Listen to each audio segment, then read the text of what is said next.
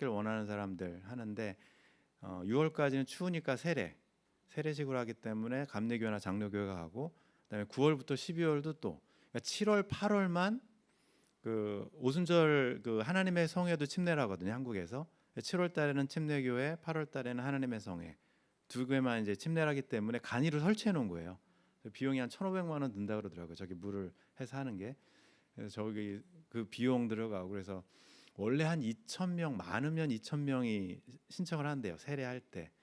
그래서 저도 처음에 시작할 때는 2,000명 계획이었는데, 그랬죠. 계속 인원이 늘어났다고 3,800명을 했는데, 그 중에 2,200명은 침례를 처음 받은 사람이고, 나머지는 세례 받았지만 와서 결신 다시 해서 이렇게 세례 받은 친구들은 저희들이 기도해 줬거든요.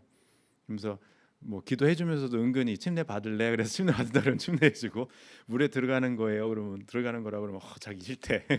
그래서 이제 저희들이 3,800명 정도 와서 했습니다. 기도해 줘서 감사드리고, 저희 교회도 같이 후원에 참여했기 때문에 여러분들 같이 참여하신 거예요. 다음 주에 제가 잠깐 보여드릴지 모르겠지만 오는 이유가 선물을 좋은 걸 줘요. 그러니까 그 희귀 아이템이라고 되어 있는데, 뭐 그거 침례를 해야만 받는 게 있대요. 그거 받으러 오는 친구들도 많대요. 근데 그런 선물 한 사람한테 가는 가격들이, 그러니까 인원이 많아지니까 버짓이 계속 늘어나는 거죠. 그래서 이제 티셔츠부터 해서 그 받기 그 준비하는 것들도 여러분들이 같이 동참한 걸로 생각하시고, 덕분에 이제 귀한 시간 저희들 갖고 왔습니다. 다음 주에는 제가 침례식 얘기보다는 한국 교회 얘기를 더 말씀드릴 거고, 이 시간은 우리 황신희 목사님하고는 뭐 하도 오래돼서 저랑은 그냥 아주 저랑 친한 목사님이시고, 세계선교 침례교회에서 칠드런 미니스트리 오래 하시면서 또 행정도 또 찬양 인도도 하시고, 하여튼 일을 다 하세요. 일을 다 하시는 목사님이고, 제가 이제 부탁을 드렸죠. 그 가는데 와서 예배 끝나고마자 올 수 있느냐 그랬더니 오실 수 있다고 그래서 제가 부탁을 드렸습니다. 오늘 말씀 전해 주실 텐데, 1절부터 여호수아 1장 1절부터 18절까지인데 제가 6절까지만 여러분한테 읽어드리고 황신희 목사님 나오셔서 말씀 전해 주시도록 하겠습니다. 여호와의 종 모세가 죽은 후에 여호와께서 모세의 수종자 눈의 아들 여호수아에게 말씀하여 이르시되, 내 종 모세가 죽었으니 이제 너는 이 모든 백성과 더불어 일어나 이 요단을 건너 내가 그들 곧 이스라엘 자손에게 주는 그의 땅으로 가라. 내가 모세에게 말한 바와 같이 너의 발바닥으로 밟는 곳은 모두 내가 너에게 주었노니 곧 광야와 이 레바논에서부터 큰 강 곧 유브라데 강까지 해쪽 속의 온 땅과 또 해지는 쪽 대해까지 너의 영토가 되리라. 내 평생에 너를 능히 대적할 자가 없으리니 내가 모세와 함께 있었던 것 같이 너와 함께 있을 것임이니라. 내가 너를 떠나지 아니하며 버리지 아니하리니 강하고 담대하라. 너는 내가 그들의 조상에게 맹세하여 그들에게 주리라 한 땅을 이 백성에게 차지하게 하리라. 아멘. 우리 목사님 나오실 때 크게 환영의 박수 부탁드립니다.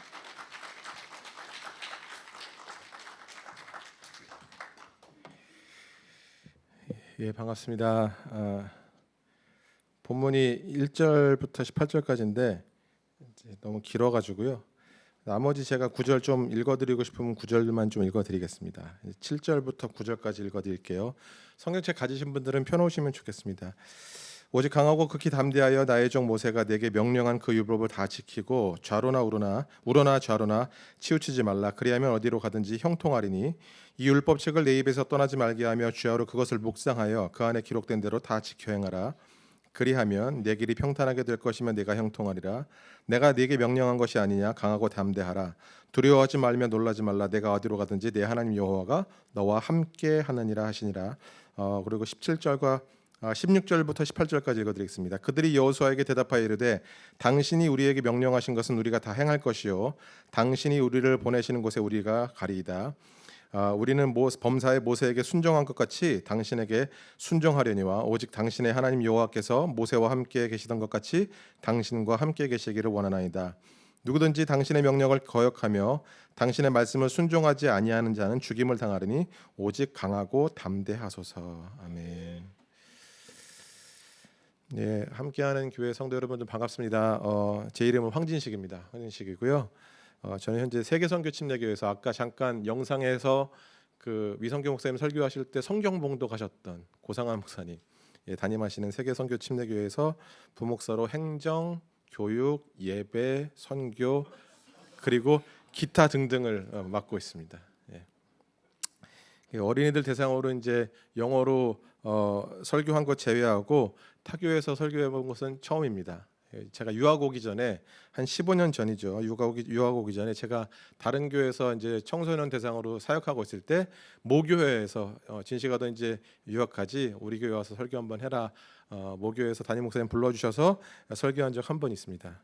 이런 말씀을 드리는 이유는 타교회에서 설교의 경험도 없는 미숙한 저를 이렇게 귀한 교회에서 말씀을 전할 수 있도록 기회를 주신 하나님께 그리고 오상주 목사님과 이용주 목사님 그리고 함께하는 교회 성도 여러분들께 감사의 마음을 전하고 싶기 때문에 이렇게 장황하게 앞에 썰을 좀 풀었습니다.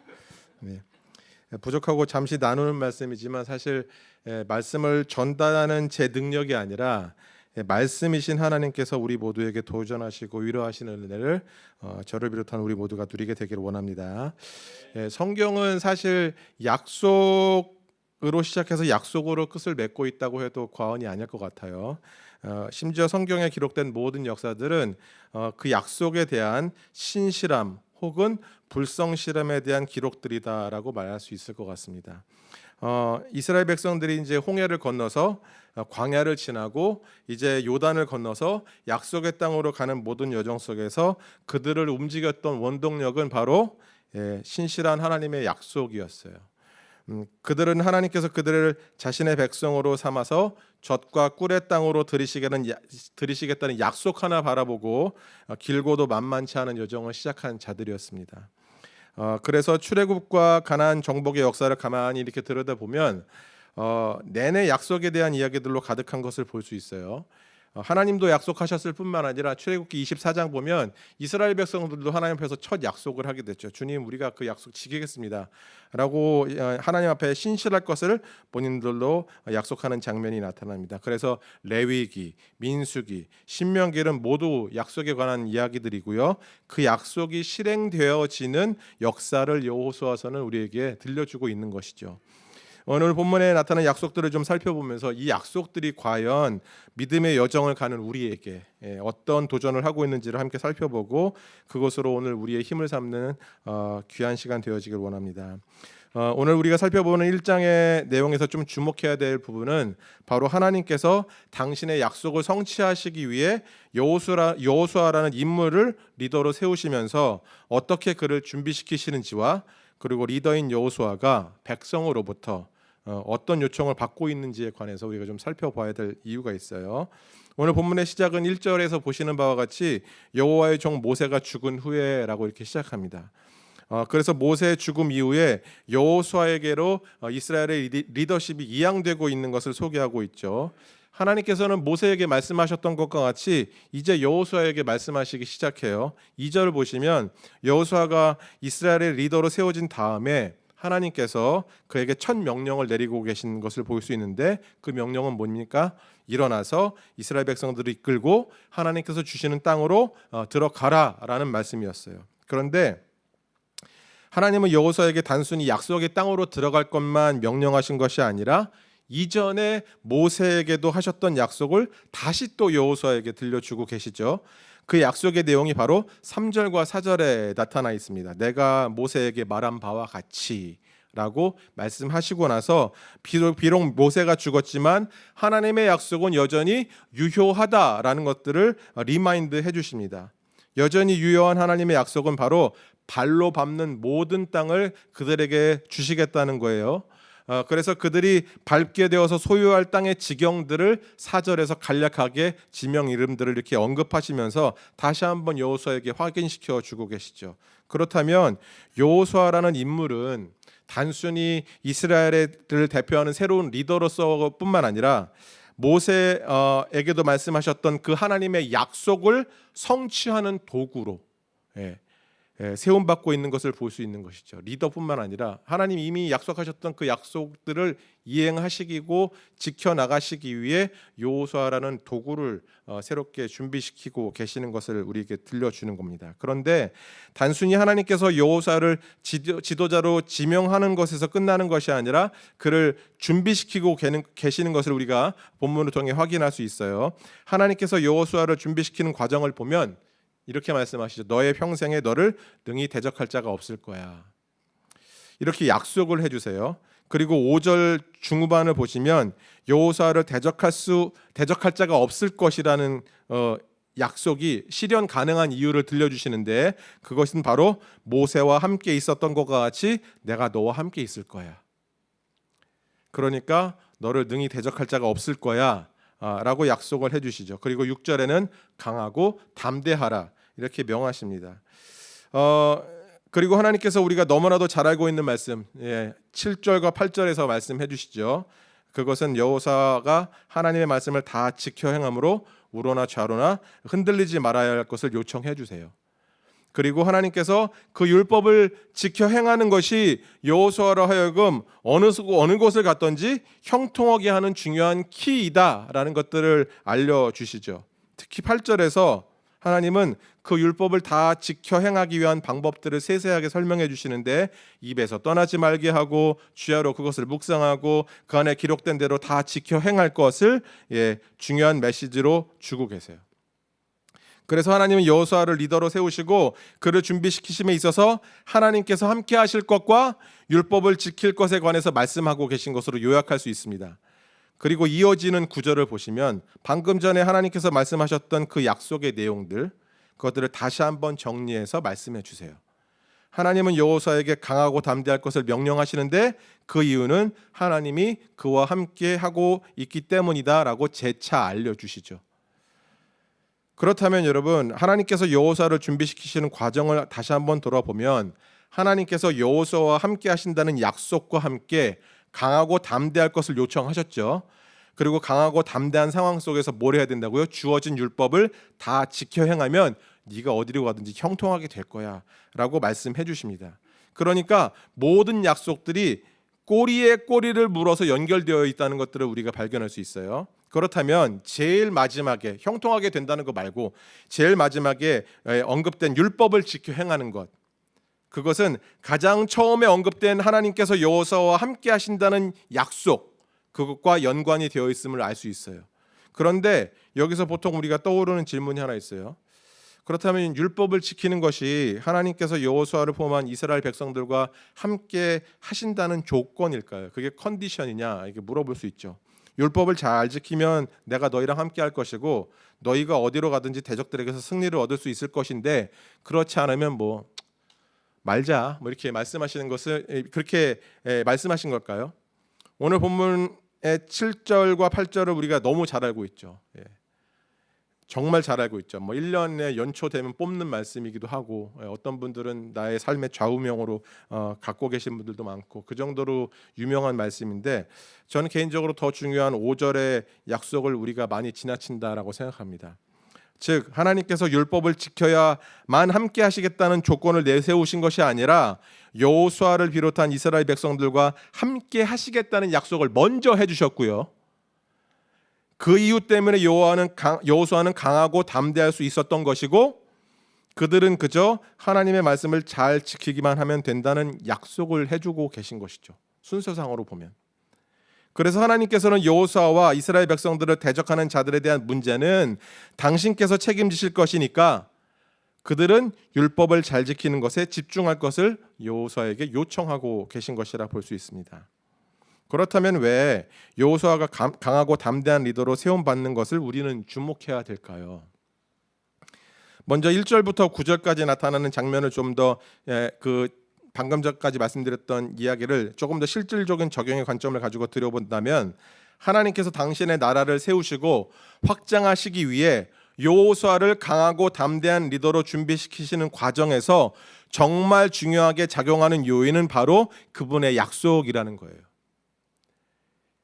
3절에서 4절에 땅을 주시겠다는 땅에 대한 약속을 리마인드 해주시지만 그로 하여금 리더로서의 자격을 갖추는 것은 바로 5절에 나타난 하나님의 약속을 기억하는 것으로부터 시작합니다. 즉 여호수아가 리더로서 갖춰야 할 요건은 먼저 강하고 담대함이었고, 이 강하고 담대함은 하나님께서 그와 함께 하신다는 그 약속으로부터 출발하게 되는 거예요.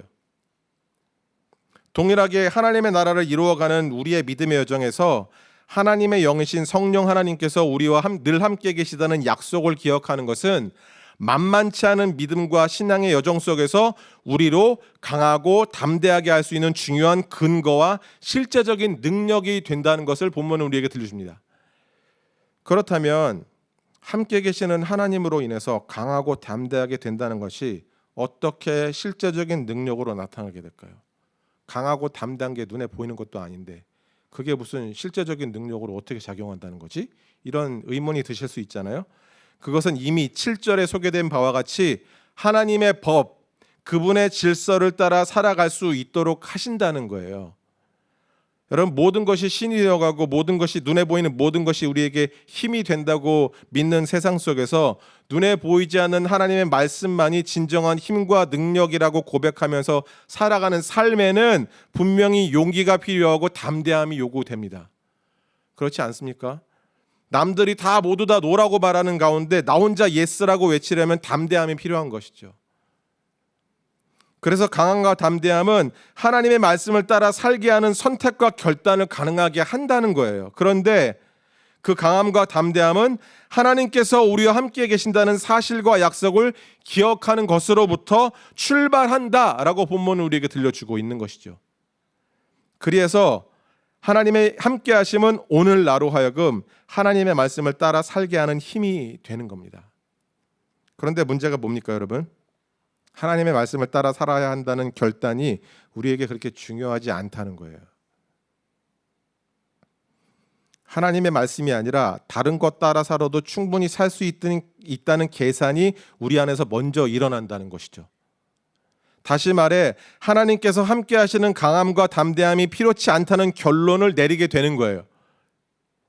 그래서 하나님이 함께 하신다는 그 약속이 그렇게 중요하게 느껴지지 않습니다. 여러분, 이스라엘 백성들이 이제 가나안 땅을 정복하는 과정 속에서 가장 큰 두 가지 장애물이 있었는데 그 중에 하나는 아낙 자손이라고 알려진 거인족들이고요. 두 번째는 그들이 가진 철병거였어요. 눈에 보이는 거대한 적군들과 그들이 가진 철병거는 이스라엘 백성들로 하여금 함께 하시는 하나님의 존재를 기억하지 못하게 하는 두려움의 요인들이었다는 것을 우리는 성경을 읽다 보면 발견하게 됩니다. 그러나 이스라엘 백성들이 하나님께서 약속하신 땅, 그곳에 하나님의 나라를 이루어가기 위해서는 하나님의 말씀을 따라 그분의 질서에 순종하는 것이 유일한 방법이었어요. 신명기 7장 제가 말씀 읽어드리도록 하겠습니다. 신명기 7장 말씀인데요. 7장 12절 먼저 읽어드릴게요. 너희가 이 모든 법도를 듣고 지켜 행하면 내 하나님 여호와께서 내 조상들에게 맹세하신 언약을 지켜 내게 인애를 베푸실 것이라. 그러고서 쭉 내용이 나와요. 그리고 17절 18절 읽어드릴게요. 내가 혹시 심중에 이르기를 이 민족이 나보다 많으니 내가 어찌 그들을 쫓아낼 수 있으리요 하리라마는 그들을 두려워하지 말고 내 하나님 여호와께서 바로와 온 애굽에게 행하신 것을 잘 기억하되. 그러면서 쭉 내용이 나옵니다. 결국 이 모든 신명기의 말씀이 뭐냐면 그 땅은 이스라엘 백성들이 지닌 힘이나 전투적인 기술로 얻어낼 수 있는 땅이 아니었다는 거예요. 그들과 함께 하시는 하나님과 그분의 약속을 기억하고 그분의 말씀을 따르는 것이 유일한 길이었다라는 것을 우리에게 들려주는 말씀입니다. 여러분, 우리가 인정하든 인정하지 않든 오늘 우리가 하나님의 나라를 이루어가는 유일한 방법은 하나님의 말씀에 순종해서 사는 거예요. 예. 그렇기에 본문에서도 하나님은 여호수아에게 말씀을 따라 살아갈 강함과 담대함에 관해서 말씀하신 것이라 볼 수 있어요. 강하고 담대해야 돼. 왜냐하면 네가 말씀을 지켜야 되니까 라고 말씀하시는 것이죠. 그래서 내가 너와 함께 있을 거야 라고 여러 번 얘기해 주시는 거예요. 내가 너와 함께 있을 거니까 강하고 담대해. 강하고 담대한다면 뭐 해야 되지? 말씀 지켜야지. 말씀 따라 살아야지. 이렇게 말씀해 주시는 것이죠. 동일하게 하나님께서 우리와 함께 계신다는 사실은 여러분 우리가 인정하든 인정하지 않든 변함이 없어요. 그러나 그분이 함께 하신다는 그 약속을 우리의 강함과 담대함의 원천으로 삼을 것이냐 아니냐가 오늘 우리가 가는 이 믿음의 여정을 좌우한다는 것을 본문은 우리에게 들려주고 있다는 것입니다.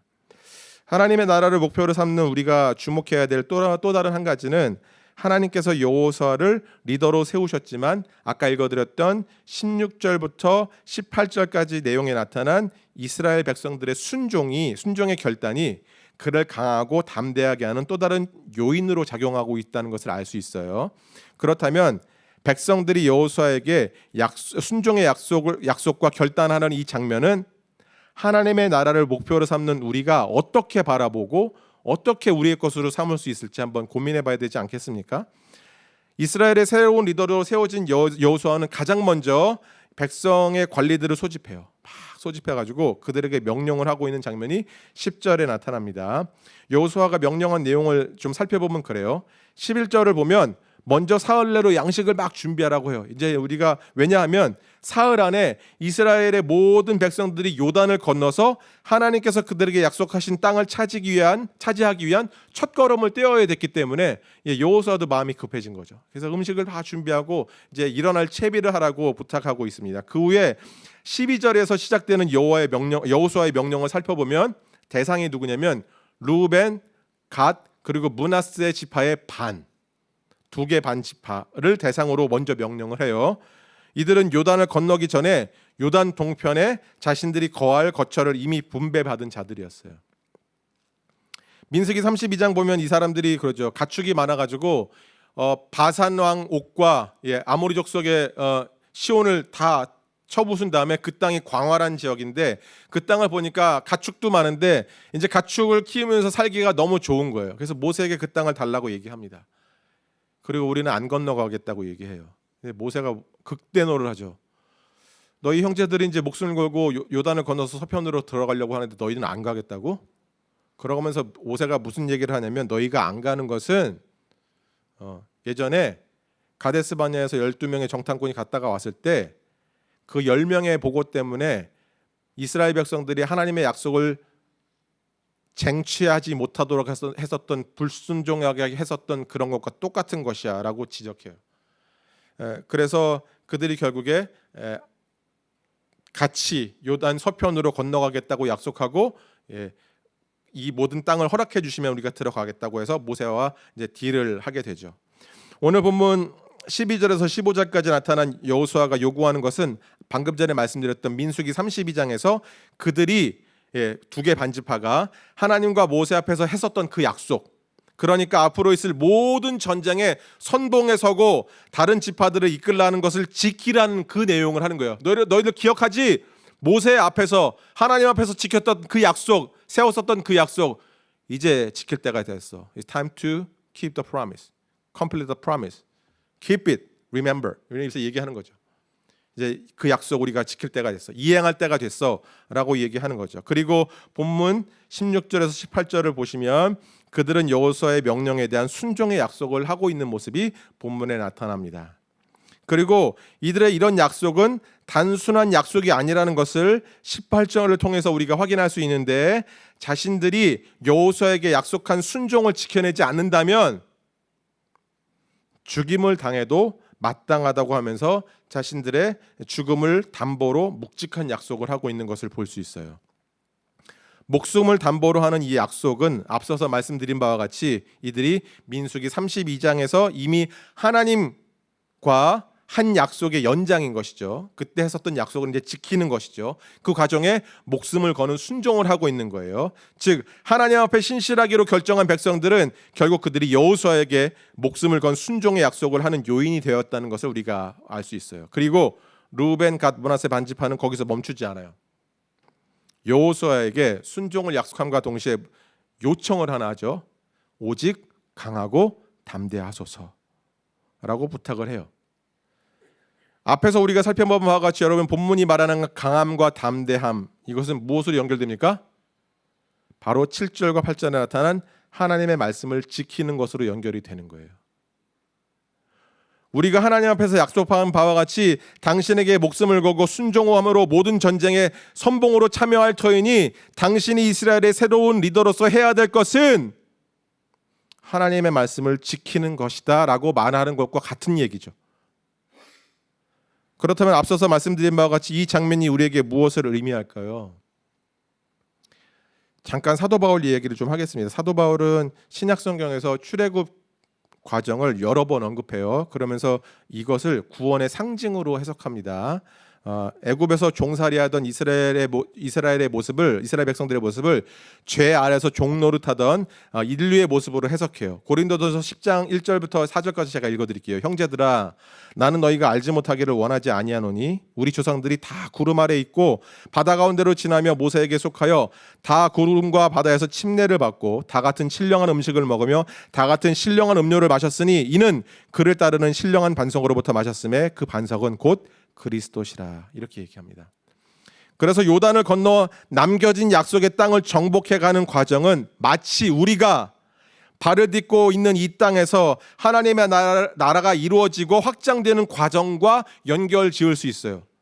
그러한 과정에서 백성들이 여호수아에게 보인 이 순종의 약속은 동일하게 우리의 인도자요 리더가 되시는 예수 그리스도를 향하여 신실한 순종의 약속으로 나타나야 된다라는 것들을 본문은 우리에게 들려주고 도전하는 것이죠.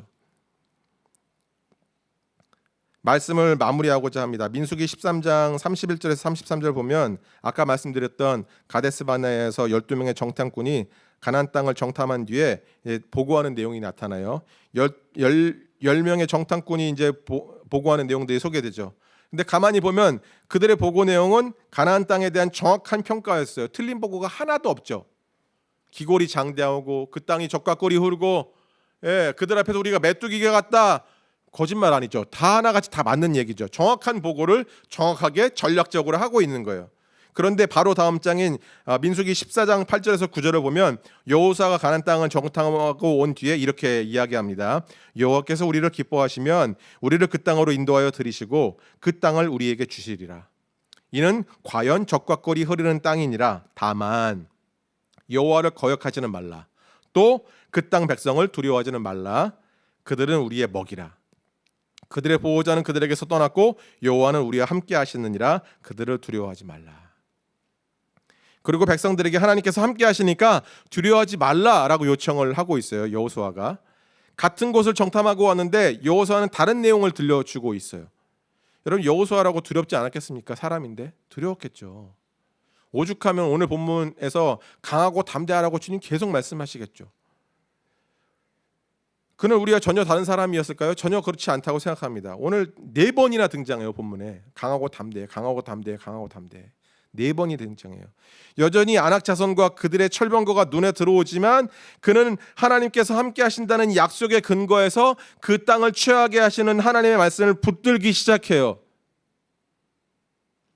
함께하는 교회 성도 여러분, 오늘 다시 우리와 함께 하시는 하나님의 약속 붙들고 믿음의 여정을 떠나는 우리 모두가 되기를 원합니다. 여러분 그 어떤 것도 우리의 여정에서 하나님의 약속과 그분의 말씀을 대신할 수 있는 것들은 아무것도 없어요. 강하고 담대해야 되는 이유는 다른 것이 아니라 오늘 말씀 따라 살기 위한 거예요. 그런데 보통 우리는 하나님의 약속과 그분의 말씀보다 우리의 경험과 생각이 더 빨리 작동하는 삶을 살아가죠. 말씀보다는 이게 훨씬 더 지혜로운 선택인 것 같고 현실적인 선택인 것 같은데 라고 하면서 우리는 여러 가지 계산들을 빨리 하지 않습니까? 그래서 눈에 보이는 것이 더 나를 살게 하는 것 같고 손에 쥐고 있는 것들이 하나님 말씀보다 더 든든하게 여기지는 것 아니겠습니까? 그런데 그러한 삶의 가치관을 따르며 살아가기 시작할 때 세상이 볼 때는 지혜롭고 현실적이고 지극히 상식적인 선택을 하며 살아가는 것처럼 보이지만 그러한 삶을 살기 시작할 때 점점 우리 안에 하나님을 향한 믿음과 그분의 말씀에 대한 신뢰가 사라져 가기 시작할 거예요. 신앙은 있다고 하나 살아가는 삶의 방법과 가치관은 전혀 하나님의 말씀과는 상관없는 삶을 살아가게 될 거예요. 점점 더 세상이 두려워질 거예요. 우리에게서 강함과 담대함은 기대할 수 없게 될 거예요. 그리고 더 안타까운 것은 우리가 보여주고 드러내는 그러한 삶의 모습이 고스란히 우리 자녀들에게 발견될 거예요. 여러분 여호수아가 지금 이루어가고 있는 하나님의 약속은 바로 창세기 12장 있었던 아브라함의 약속으로부터 기인하죠. 하나님은 아브라함에게 땅과 자손을 약속하셨어요. 근데 여러분 잘 아시는 바와 같이 엄밀히 말하면 그 땅도 자손도 아브라함 뒤에 나타날 약속이었죠. 아브라함 살아있을 때 나타난 약속이 아니라 뒤에 나타난 약속이죠. 뭐 창세기 23장 보면 그두라를 통해서 많은 자손들을 또 얻긴 하긴 하겠지만 그때까지만 해도 땅은 사실 막벨락으로 하나였어요. 그 앞에 조금 밭이랑 몇 개밖에 없었어요. 그런데 창세기 23장에서 아브라함이 자신의 아내 사라의 장례식을 위해서 막벨라 굴을 구매하는 장면이 나타나요. 아브라함이 거기 얼마 주고 산지 아세요? 은 400세겔 주고 사요. 근데 1000년이 지난 뒤에 다윗은 성전을 짓기 위해서 아라우나의 타작마당을 사는데 얼마에 산지 아세요? 은 50세겔에 사요. 그러면 1000년이에요. 1000년 전에 인플레이션 다 계산해보고 해도 아브라함이 400세겔을 주고 그 막벨락을 잠깐 그 조금 밭 언저리 사고 굴 하나 산 거 치고는 덤태기도 이런 덤태기가 없죠. 아주 제대로 사기 당한 거죠. 아주 터무니없는 가격을 지불해요. 몰랐을까요? 모르지 않았을 거라고 생각해요. 다 알았을 거라고 생각해요. 아브라함이 그 정도로 셈에 바보 같지는 않았을 거라고 생각합니다. 막대한 손해를 감수함에도 아브라함이 그 땅을 구매한 것은 하나님께서 자신을 통해 자손들을 위한 땅을 주시겠다고 하는 약속을 이루어 가기 위해 그 약속 하나 바라보고 살고자 했던 그의 단호한 결단과 삶이 오늘 우리에게 뭉클한 감동과 도전을 주는 것 아니겠습니까? 여러분 설교 시작하면서 말씀드린 바와 같이 성경은 하나님의 약속 붙들고 살려 했었던 자들과 그렇지 않은 자들에 대한 이야기로 가득해요. 아브라함이 수많은 이야기들 중에 하나의 사례인 거죠. 오늘 하나님은 여호수아를 리더답게 빚고 계시지만 그로 하여금 약속에 이끌림 받는 삶을 살 것을 요청하세요. 두려워하지 말고 강하고 담대해야 돼. 왜? 네가 말씀을 지키고 살아야 되니까. 그 길만이 유일한 방법이니까. 그것을 요청하고 계신 것이죠. 하나님의 나라를 향한 여정을 하는 우리가 하나님의 약속을 기억하지 않고 그분의 말씀을 우리의 여정의 연료로 삼지 않으면 이 여정은 지속할 수 없습니다. 오늘 본문 2절에서 하나님 그렇게 약속하시죠. 너는 이 모든 백성과 더불어 일어나 이 요단을 건너 내가 그들 곧 이스라엘에게 주는 그 땅으로 가라. 너희가 쟁취하는 땅이 아니라 내가 주는 땅이라고 말씀하세요. 내가 너를 책임지겠다고 하신 하나님의 약속과 그 약속을 의지하려고 했던 여호수아의 신뢰가 결국 옳았다는 것을 여호수아서는 우리에게 증명해 줍니다. 역사를 보면 나중에 증명해 주고 있죠. 동일하게 오늘 본문을 통해 하나님은 우리에게 이 믿음의 여정을 당신께서 책임지시겠다고 우리에게 약속해 주시는 거예요. 우리에게 주어진 책임은 뭡니까? 강하고 담대한 거예요. 하나님이 우리와 함께 계시다는 그 약속 붙들고 시작하는 거예요. 거기서 끝이 아니죠. 말씀대로 사는 거예요. 구원은 받고 싶은데 말씀대로 살기 쉽지는 않아요. 지금 우리가 갖고 있는 신앙의 태도가 딱 그렇지 않습니까? 근데 이 말씀 속에 다시 한번 우리 삶을 돌아봐야 될 줄로 믿어요. 매일매일 하나님 말씀대로 살아가는 거예요. 여러분 요즘 매일 성경 큐티 저희도 이제 하고 있는데 요한계시록 말씀이 어제 본문과 오늘 본문이에요. 하늘의 전쟁에서 패배했었던 용이 땅으로 떨어져요. 이빨이 뽑히고 쥐어뜯기는 것 같은 능력 잃은 붉은 용이지만 여전히 하나님의 계명과 예수의 증거들을 가지고 살아가려고 하는 성도들을 향해 으르렁거리는 장면이 12장에서 딱 마무리 쳐요. 그리고 그들을 향한 공격과 유혹과 수많은 노력을 통해 그들을 하나님의 말씀에서 떠나게 하려 하고자 하는 계략들을 계속 펼치는 모습이 요한계시록에 나타나요. 12장과 13장에서 우리에게 들려주는 것은 뭐냐면 영적인 전투의 시대 속에 살아가면서 우리가 성도로서 갖춰야 될 자격들을 얘기해 주는데 첫 번째는 예수 그리스도의 보혈, 어린 양의 보혈로 말미암아 우리 정체성을 확인하는 것. 두 번째, 하나님의 말씀 따라 사는 것. 세 번째, 말씀에서 얻었던 지혜를 가지고 헌신하며 우리가 오늘 생명 다해 내 것들을 포기하고 희생하며 그리스도를 드러내는 것. 그거 세 가지를 영적인 전투에 있어서 우리가 스스로를 준비하는 과정으로 얘기합니다. 여러분 말씀 없이 살아갈 수 없어요. 오늘도 주어지는 말씀으로부터 공급받지 않으면 여전히 나의 가치관과 생각은 말씀이 아닌 다른 것을 향해 계속 빼앗기게 되고 그쪽으로 훨씬 더 기울게 되는 것이죠. 그런데 하나님께서 오늘 우리에게 약속하시잖아요. 다른 건 내가 해결해 줄게. 강하고 담대해. 말씀 붙들고 살아야지. 말씀 붙들고 살면 적들은 내가 다 해결해 줄게. 우리에게 말씀해 주신 것 아니겠습니까? 내가 하나님께 부름받았다는 것은 우리를 영원까지 책임지시겠다는 하나님의 약속인 것이고, 이 예배의 자리는 험난한 여정 속에 다시 한번 그 약속 확인하고 힘을 얻는 자리가 되어야 될 줄로 믿습니다. 여러분, 예배 자리가 그런 자리가 되어야 되죠. 내가 저문을 나서기 전에 오늘도 나를 붙들고 나와 함께 하시겠다는 하나님의 약속 붙들고 나서는 것이죠. 일주일의 삶을 말씀으로 따라가며 내가 희생하며 순종하고 그렇게 살겠다고 결단하는 자리가 이 자리가 되어야 되는 것이죠. 성경은 여러분, 훌륭한 인격이나 뚜렷한 업적을 이룬 자들의 이야기가 아닙니다. 끝까지 약속 따라 살려하던 이들을 이끄신 하나님의 신실함과 그 약속을 따라 살려고 했었던 순종의 사람들의 이야기입니다. 정말 우리에게 오늘도 이 말씀을 통해 하나님 말씀 붙들고 살겠습니다. 하나님, 내가 그렇게 살아보겠습니다. 두려운 게 너무 많아요, 주님.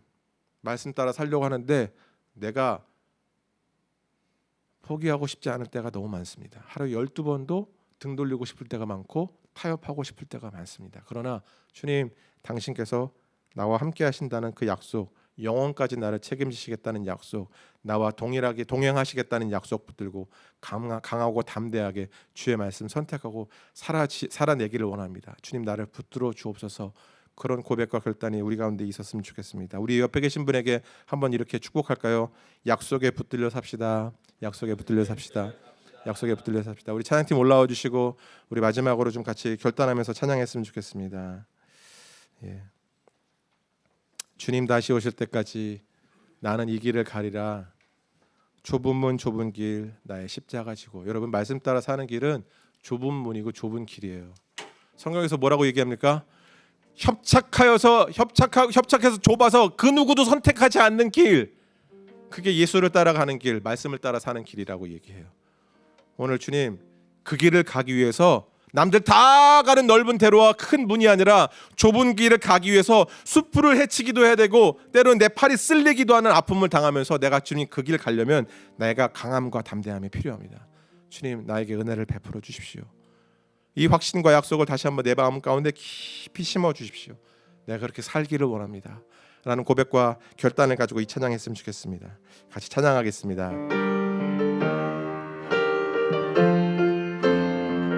주님 다시 오실 때까지, 주님 다시 오실 때까지 나는 이 길을 가리라. 좁은 문 좁은 길 좁은 길 나의 십자가 지고 나의 십자가 지고 나의 가는 이 길 끝에서 나는 주님을 보리라. 영광의 내 주님, 영광의 내 주님, 나를 맞아주시니 주님 다시 오실 때까지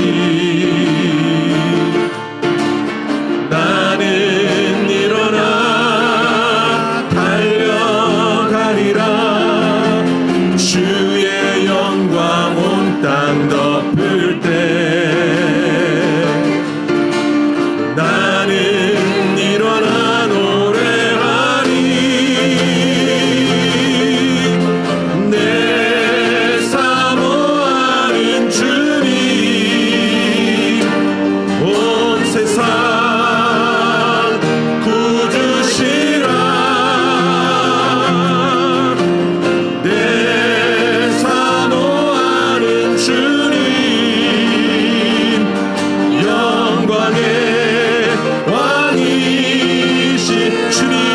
오실 때까지, 주님 다시 오실 때까지 나는 일어나, 나는 일어나 달려가리라. 주의 영광 온 땅 덮을 때 우리 결단하는 심령으로 나는 일어나 노래하리. 내 사모하는 주님, 내 사모하는 주님, 온 세상 구주시라. 내 사모하는 주님, 영광의 왕이시네. 사모하는 주님, 내 사모하는 주님, 온 세상 구주시라. 아멘. 내 사모하는 주님, 영광의 왕이시라.